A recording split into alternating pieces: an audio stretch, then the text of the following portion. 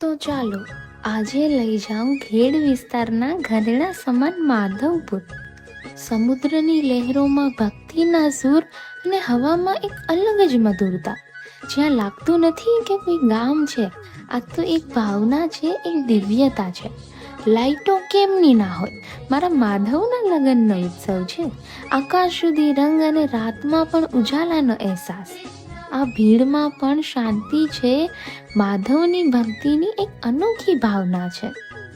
માધવરાય મંદિર એક પવિત્ર સ્થળ, જ્યાં ભગવાન માધવ અને રૂકમણીજીના પવિત્ર મિલનની યાદ જીવિત છે. અને અહીંયાથી જ હર વર્ષે નીકળે છે માધવનું ફુલેકું. ઢોલ, ઘોડા, રથ અને લોકોની શ્રદ્ધાથી ભરાયેલી યાત્રા. આ પ્રેમની પરંપરા છે, જે આજે પણ ઘેડ વિસ્તારમાં જીવતી છે.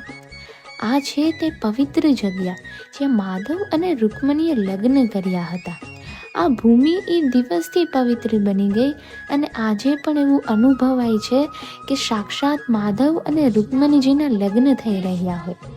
ઝુમકાની ચમક, જૂતીનો જોર અને દુપટ્ટામાં માધવની યાદોનો રંગ.